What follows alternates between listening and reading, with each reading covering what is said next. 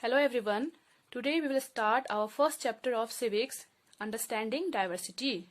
In this chapter, you will learn that people are different from each other in many ways.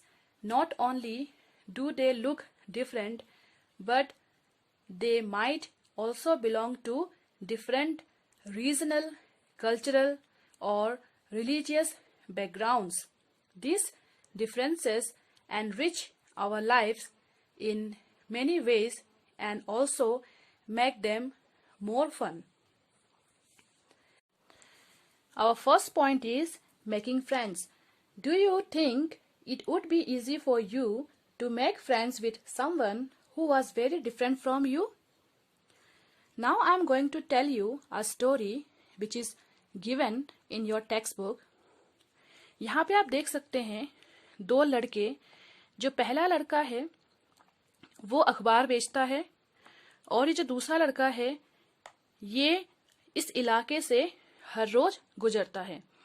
तो ये जो अखबार बेचने वाला लड़का है ये दिल्ली के जनपद वाले इलाके में ट्रैफिक लाइट पे अखबार बेचता है. एक दिन जब ये यहाँ से गुजर रहा होता है तो ये अखबार बेचने वाला लड़का वहां जोर जोर से हेडलाइंस जो कि न्यूज़पेपर में लिखे होते हैं वो बोलता है. और तभी ये साइकिल पे बैठा हुआ लड़का हिंदी का अखबार मांगता है.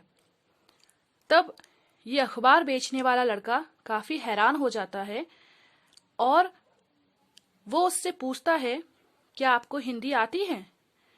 तब साइकिल में बैठा हुआ लड़का कहता है यस ऑफ कोर्स, मुझे हिंदी आती है.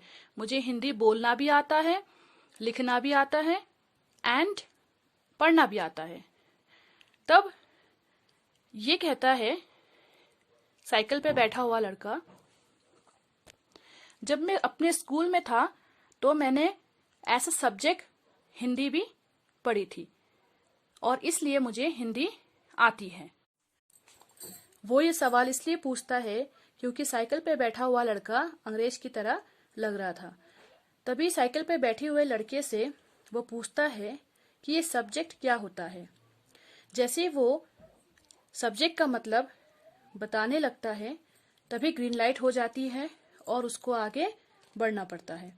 नेक्स्ट डे वो उसी ट्रैफिक सिग्नल पे दोबारा मिलते हैं और साइकिल पे बैठा हुआ लड़का सब्जेक्ट का मतलब समझाते हुए कहता है कि सब्जेक्ट विषय को कहते हैं जिसको हम पढ़ते हैं. तब वो पूछता है क्या तुम कभी स्कूल गए हो? तो न्यूज़पेपर बेचने वाला लड़का कहता है नहीं, मैं कभी भी स्कूल नहीं गया हूँ. जब मैं छोटा था तभी से न्यूज़पेपर बेचता हूँ. उस समय मेरी माँ मेरे साथ आती थी और अब ये काम मैं खुद कर लेता हूँ.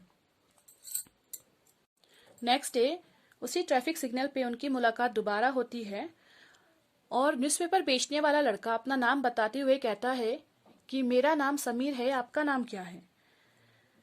तब साइकिल पे बैठा हुआ लड़के को काफी हैरानी होती है और वो कहता है कि मेरा नाम भी समीर है. और वो उससे पूछता है कि क्या तुम्हें पता है समीर का मतलब क्या होता है? और वो उसे कहता है कि समीर हनुमान जी के फादर का दूसरा नाम भी था. फिर वो कहता है कि आज से आप समीर 1 और मैं समीर 2 और वो आपस में हाथ मिलाते हैं. नेक्स्ट डे वो उसी रेड लाइट पे मिलते हैं लेकिन जो समीर 1 होता है जो साइकिल पे बैठा हुआ लड़का है वो देखता है कि जो समीर 2 है जो न्यूज़पेपर बेचता है उसके चेहरे पे पहले की तरह मुस्कान नहीं होती है. और वो बोलता है कि मेरठ में सांप्रदायिक दंगे हुए हैं और जिसमें मेरे लोग फंसे हुए हैं, और वो बताता है कि मैं एक मुस्लिम लड़का हूं। एंड उसकी आंखें भर जाती है, नम हो जाती है। तभी समीर दो उसके कंधे पे हाथ रखता है और उसे दिलासा देता है।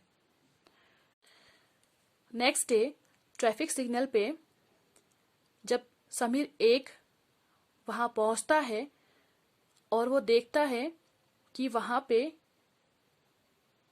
समीर दो नहीं है और वो कभी भी आगे वहां पे उस सिग्नल पे नहीं आता है, और वो अपने मन में सोचता है कि ये जो न्यूज़पेपर है ये मुझे समीर दो का पता नहीं बता सकती है। इतने अंतर होने के कारण भी वो फ्रेंड्स बने, और इससे हमें पता चलता है कि हमारे कंट्री में डाइवर्सिटी है, विभिन्नता है, और इसके बावजूद भी हम अपने कंट्री के लोगों में प्रेम की भावना देखते हैं। Now what does diversity add to our lives? Just like Sameer Ek and Sameer Do become friends, you might have friends who are very different from you. You have probably eaten different kinds of foods in their homes, celebrated different festivals with them, tried out the clothes they wear, and learned some their languages as well. So, इस topic पे हम देखते हैं कि इतने diversity होने के बावजूद भी हम एक दूसरे के साथ रहते हैं और एक दूसरे से कुछ न कुछ सीखते हैं। Next is diversity in India. India is a country of many diversities. We speak different languages, have various type of food, celebrate different festivals, practice different religion, but actually if we think about it, we do many things that are similar except that we do them in different ways. Now next is, how do we explain diversity? Regions become very diverse because of their unique histories. Similarly, diversity also comes about when people adapt their lives to the geographical area in which they live. For example, living near the sea is quite different from living in a mountainous area. Next is unity in diversity. Unity in diversity means अनेकता में एकता। यहाँ पे आप देखेंगे कि अलग अलग background से लोग आए और ब्रिटिश के खिलाफ उन्होंने आंदोलन स्टार्ट किया, और फाइनली 15 अगस्त 1947 में हमारी कंट्री को आज़ादी दिलाई। इससे हमें ये पता चलता है कि अलग अलग जो स्टेट्स हैं और वहाँ के जो रहने वाले जो लोग हैं, उनका खान पान, रहन सहन, उनका कल्चरल, रिलीजियस बैकग्राउंड सब अलग है, लेकिन फिर भी हम यूनाइटेड हैं, हम एक हैं, बिकॉज हमारी जो डाइवर्सिटी है वही एक्चुअली हमारी स्ट्रेंथ है।